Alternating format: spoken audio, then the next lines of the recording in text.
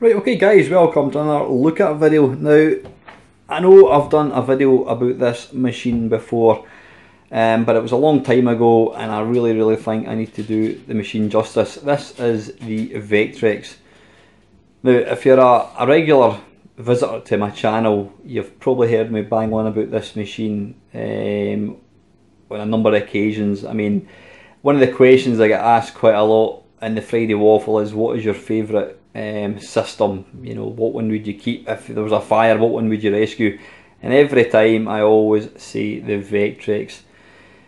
Now, considering it is my favourite system, I've done very few videos on it, and so I need to put that right. So, you know, there's lots of videos out there for the Vectrex, but this is my own little take on it. So this is the beast here. It was released, I think, about, was it 1981, something like that. Please don't quote me on it. By Milton. Let's go around the back actually.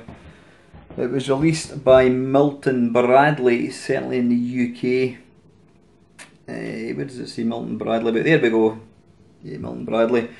It was released about 1981, something like that.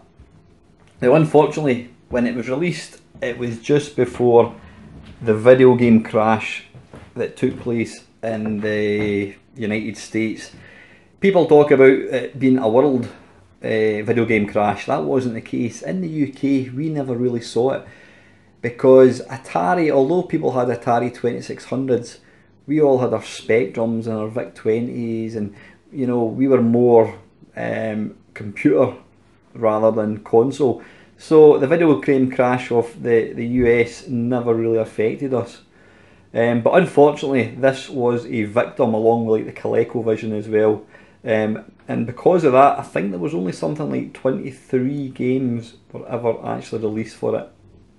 Now, you can see there what sets it apart from most systems is it has its own built-in TV. Yeah, and what makes it completely unique is the style of graphics. Now, the style of graphics is in the name Vectrex. It's vector graphics, which are basically like the graphics they use for Battlezone, Star Wars, what else, Asteroids, plenty of other games like that. So yeah, controller wise, let's see if I can, I'll just pause this a second. Controller wise, it was actually very unique because it used an analog style controller. You can see here it's a little metallic joystick thing, and it actually feels really good. Button wise, you've got 4 buttons. Very nice. Now, it does actually, if you see underneath here, you can actually plug in 2 controllers. Now, if you're wondering why have I got sellotape across, that is the speaker, it's because one of the features, well, it was basically probably, it wasn't deliberate, but one of the features of the Vectrex is the buzzing sound that comes from the CRT screen. It's quite distinctive. It wasn't a manufacturing flaw, it was just one of these things that happened. And, you know, to a lot of people, myself included, it's what makes the Vectrex the Vectrex. But what I've done is, I can't remember who told me, somebody told me, if you put sellotape over it, actually it doesn't dull the volume, but it dulls the buzzing sound, so it does help a wee bit. Yeah, as you can see there, you've got a space for 2 controllers. There is also a reset button down here, and you've got your on-off button down there. And very conveniently, this actually, it's got a little hinge at the bottom. It actually goes like so, and that clicks in underneath. You see the Vectrex bit there. So yeah, there's not a lot, you know, screen-wise, there's not an awful lot to actually look at. But what I'm going to do now, oh yeah, the cartridge goes in at the side. Like so. What I'm going to do is attempt to film a game. So let's give it a go. Right, okay, hopefully I've kind of got it as best as I can so you can actually see the screen. Now let's turn this thing on. And I don't know if the camera will pick up the buzzing sound. There we go, that's the little screen you get when you switch on. Is that turned up as bright as it can? Yeah, that's as bright as it will go. Right, now what's nice about this is probably the best game for the Vectrex is actually the one that's built in, and it's called Mindstorm. Couldn't remember the name of it there. And it's essentially a take on asteroids.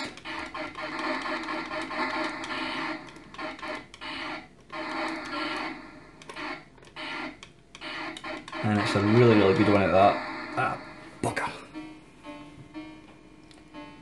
The one thing that won't come across in the video is just how lush vector graphics are.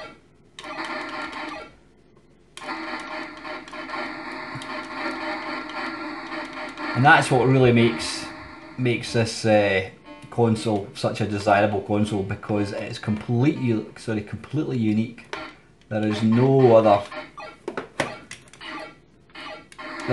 console like it. I don't think there's any other console that supported vector graphics. And the thing about vector graphics is they don't really age, because they're so kind of basic looking. I'm doing absolutely pants at this. Yeah, because they don't age, or because they're quite simplistic, they still look just as good today as they did, 30 odd years ago. Right, let's try and concentrate here and actually get to the next level. Now this game, Mindstorm, it famously crashed, I believe, on, is it level 13, I think it is. Correct me if I'm wrong. Basically, they obviously hadn't bug tested it past level 13. They probably didn't think that anyone would ever get to level 13. But those people that did get past the level and found out that it crashed, if you wrote to MB, they would send you a bug-free version on a standalone cartridge. I think, did they call it Minecraft 2? I don't really know.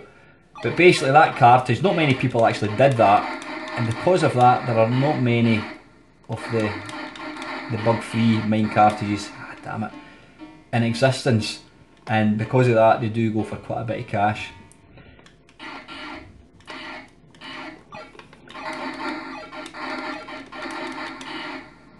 And as I mentioned earlier, because the I've absolutely lost the ability to play this game. Believe it or not, I used to be able to play it. I'm just completely naff. Well, let's go in again. Oh, 2 player, just want 1 player. What was I saying? Yeah, because the system had a very, very short lifespan, there were very few games released for it. I think there's like 23, and because of that, it's one of the systems that, in theory, it shouldn't be too difficult to collect every game for it. But there are a few games that are hard to get a hold of. Is it Polar Rescue? I think it is. I think that's one of the most difficult ones to get a hold of.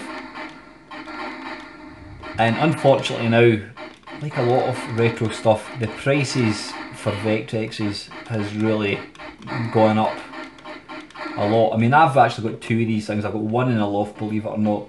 I got my first one, I don't know, probably 10 years ago. I got it for 100 quid, I think it was, and that was, we cut a few games. That was 11 games, all boxed as well. But I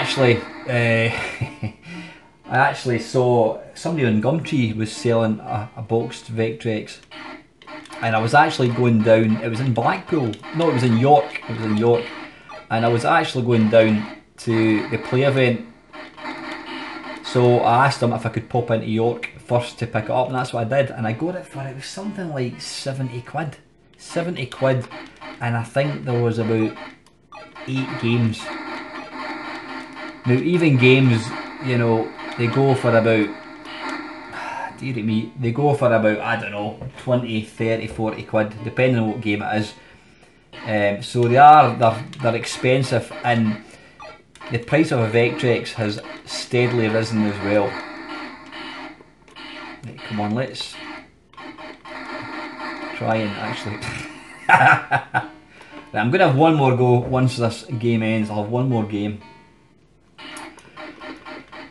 Aye, so the prices have steadily risen. I mean, I was at the Play event in Glasgow back in, it was last year actually, and there was a guy had a stall and he was selling it for 250 quid, and that was apparently the show special price. So I don't know what the price he wanted if it hadn't been selling for a special price, but would I pay £300 for it?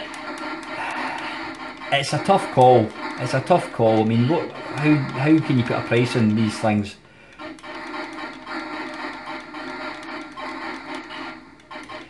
The thing that I'm completely aware of, and if you ever decide to buy a Vectrex, which I strongly advise you do try and get one, is you need to understand that the hardware is, it's not kicking arse off 40 years old, and hardware does fail. The capacitors, resistors, whatever it is, fuses, whatever it is that are inside these things were never built to last 40 odd years. So you need to be prepared that one day you might switch it on and it won't work. So that's why I've got two. I mean, sometimes I question my sanity and I'm thinking, why do I have two? I've got one, I've got a dog outside that's barking, I'm going to go out and kick his arse in a second. Yeah, I think to myself, why have I got two? What is the point in having two when I'm not even using one? But I love this system so much that I am fully aware that one day I could switch it on and it might not work. So that's why I've got a spare one. And the thing about all these, I always maintain to myself, the thing about retro collecting, retro games, whatever it is, it's because you're buying old hardware, it's highly unlikely that unless you pay some ridiculously high price for something, you're always going to make money. You're always going to get your money back at least. So that's the way I view this. That's why I don't have a problem buying stuff like this. But yeah, I'm absolutely bollocks at this. But anyway, listen, that is the Vectrex. The one thing I've completely forgot to show you, which was rather silly, as you can see there, it's got the black and white screen. Now, in an attempt to enhance the games, they very cleverly came up. They basically use the same technology as old Space Invader machines. They came up with these plastic overlays, and you can see there it's a see-through overlay, and it actually it shows you what buttons: escape, thrust, fire. Now it basically, there's little bits to hold it in place, like so. There you go. Let's have one last game. Can you still see that okay? What I'm going to do is I'm going to zoom in a wee bit, like so.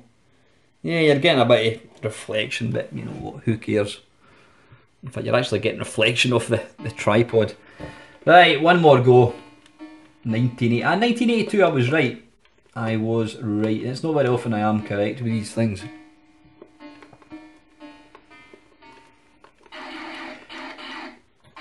Now, I'm not just going to make this as a one-off Vectrex video because this system deserves a lot of love. It's one of the absolute classic video game systems that you quite simply, you'll probably never ever see again.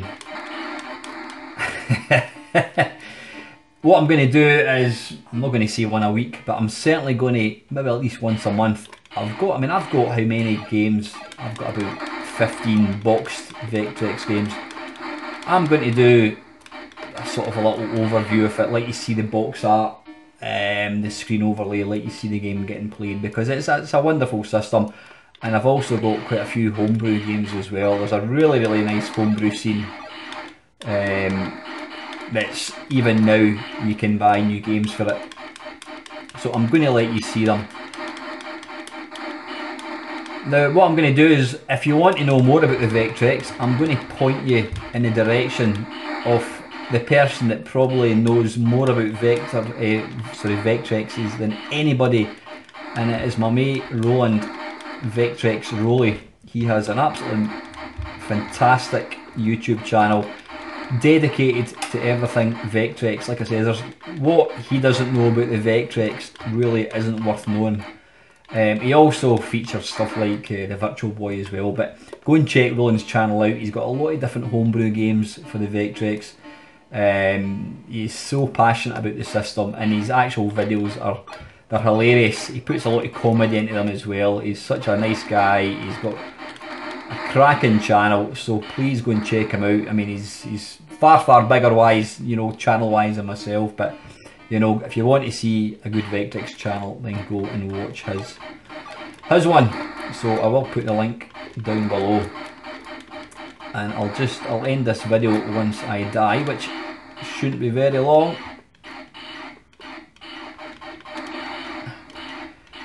It's all about learning to thrust. Right, that is quite literally game over. So that is the Vectrex, guys. I can't emphasise enough how wonderful this system is. If you want a classic slice of 80s, you know, video games, then go and pick yourself up one of these. But yeah, watch out for more videos all about the system. And as usual, guys, thank you very much for watching.